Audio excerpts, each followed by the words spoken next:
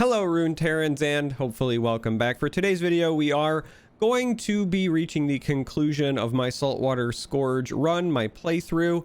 We've got one encounter left, along with a shop and an event, and then the big fight against Gangplank. So again, if you have not watched all of the other videos, one, I encourage you to go do so, but also we are going into this without any prior knowledge. This is officially my first time. I avoided spoilers, and so I don't know what to expect when we get to Gangplank. I'm actually kind of looking forward to it.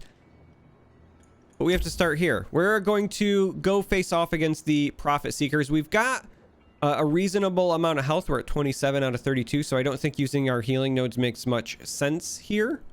We're going to save them, and if we take a lot of damage, we can just double heal before we run into Gangplank. So we are literally just going to dive right in. Do a little loop around. We have a deck that is all about drawing cards. Twisted Fate was the hero we started with, so naturally, like, that makes sense. But we've recently picked up a power by the name of Higher Education, and we are exploiting that in ways that I just did not believe was possible. We are okay with this start. We can have the Cutthroat on round 1. We get a Sapling with us on round 2, and an early Gangplank is fine. We'd prefer it to be a Twisted Fate, but we're okay with this. This will likely be free and allow us to flood the board as well. No actual card draw options, and I spoke too soon.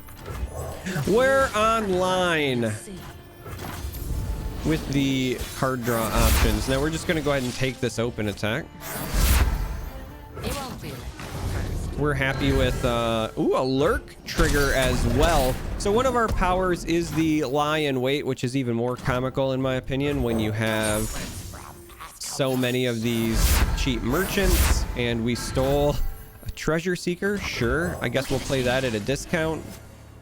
We're going to go ahead and play these as well. We're going to get the lurk bonus on them because those are our allies. This, because it was nabbed, does not get the lurk bonus, but we have flooded the board. We've also now found our Twisted Fate, so we're going to be fine there. We're fine with them drawing a card. They may even end up decking themselves. Who knows? We're just going to pass and maybe bank the spell mana. We're fine with that. One thing to note about our merchants is they also nab whenever they attack, and so as weird as this seems, we're going to play our Twisted Fate before the attack, and we're just going to go ahead and take the draw. We're already in a position where we might be overdrawing. That's another thing you might need to know. Soak it in. That might seem absurd, but I promise you it's not.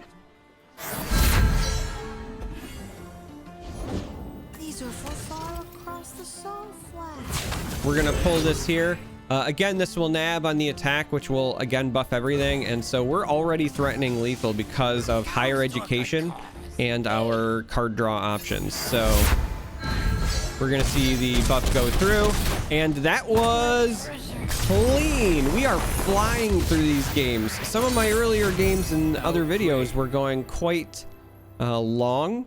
I will admit a lot of that was me kind of memeing around, but we are not having that problem the last couple. Ever since we picked up Higher Education, this is kind of nutty.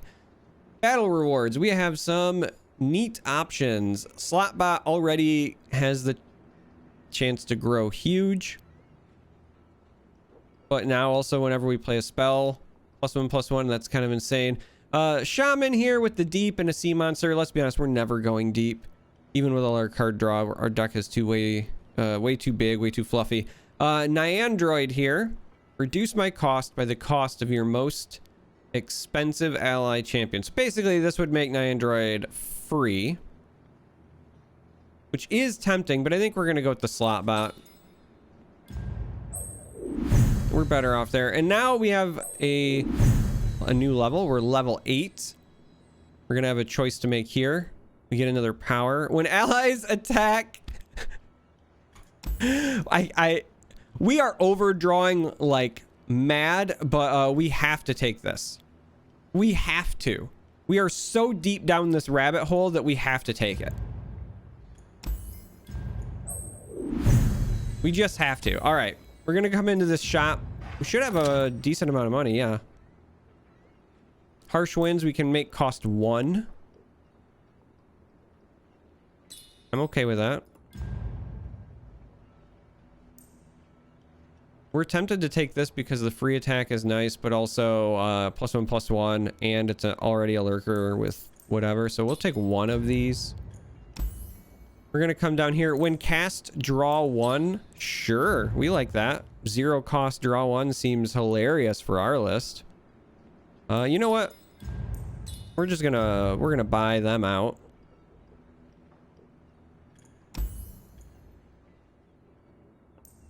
This is such good utility at a 1 cost. We're gonna buy these as well. We're gonna leave the rest. We're not super excited about that. We're gonna come to this event now. And we get the opportunity to buy. So we can have an empty mana gem, raise my power to match my health, or higher education.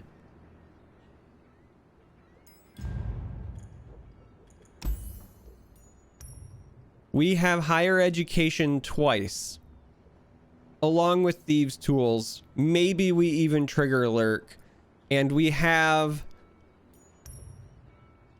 8 merchants that potentially plunder to nab you 1. When they attack, they nab 1, and they have the innate draw 1. We are gonna come here and heal. And since we're at the end, we can actually backtrack now. We should be able to use this to have the option to cut cards. We are, I think, going to cut Jaw Hunters because it's just never been something that we even wanted to play. So we're going to cut all copies of that to thin out our list. And we're going to take on Gangplank. So this is it. We're at the boss. This is my first time ever doing this. I'm excited to see how this goes. The power is round start, deal 1 damage to the enemy nexus and summon a powder keg. The first time you start the round with less than 20 health, summon a Dreadway. So we might need to either have a way to deal with the Dreadway, or we might need to just burst them for more than 20 health, which is not an absurd notion with this double higher education insanity. So with some planning, we're gonna see how this goes. We're at full health. We're gonna start this fight. Win or lose, this is my run. We have reached the end, the climax, the conclusion. We're casually rocking like 6 regions and 3 champions in our deck. I love this game mode. I've really enjoyed this. We're gonna throw this back, but everything else is exactly what we want, and we're gonna end it whether we like it or not.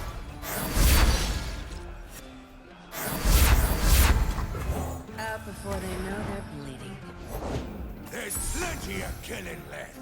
I'll be quick. We're just gonna go ahead and say no thank you here. We'd like to deal with this keg, but well, we're faced with a decision. We could actually kill the keg and not worry too much about the plunder, but we would like to be able to play this for free, I think. We also triggered lurk. We also have, again, the power where we nab from them. So now on top of our existing merchants, we have one of theirs now. But we're going to go ahead and do the old double the trouble thing. Corsair is also kind of cheeky, kind of fun. We were hoping for something like a warning shot there, but we're just gonna pass for now. We're gonna, I think, take a lot of damage from this. Oh no, this damage to the Nexus does not trigger the kegs. That is interesting to note. So this time around, we absolutely want to target the kegs. And when I mean target, I mean we're going to try to attack the kegs. We're going to get some big buffs here, though, because, again, we're going to have that nab as we swing, and we're fine with this. If you're wondering why we didn't pull here, we were kind of trying to make some room, because we are now going to be drawing some cards. Treasures of the ages for a price. And we're likely going to be a bit flooded, as you can see. I've worked out something special. We're in a great spot because at 22, they don't get the free Dreadway yet. And we're going to be in a position. Yeah. Okay.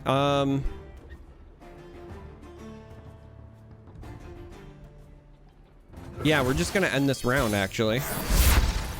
And then we are, I think, going to be in a perfect position to just end this because we can start with a Twisted Fate on a red card, actually. We'll overwrite this Never lost with a red fair card. game or played one. I'm a people person. We're going to blow some stuff up. We're going to get them exactly at 20. We've got these two here. We're going to now hit a bunch of our nab options. We're going to overdraw. Like, let's just be clear about that. We're going to overdraw.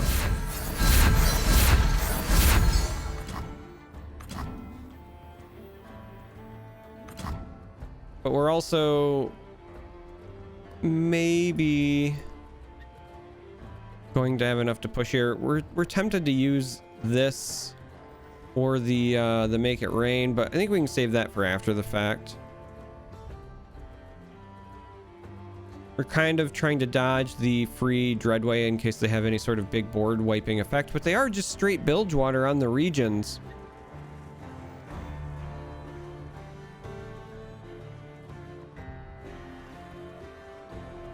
We're just gonna go.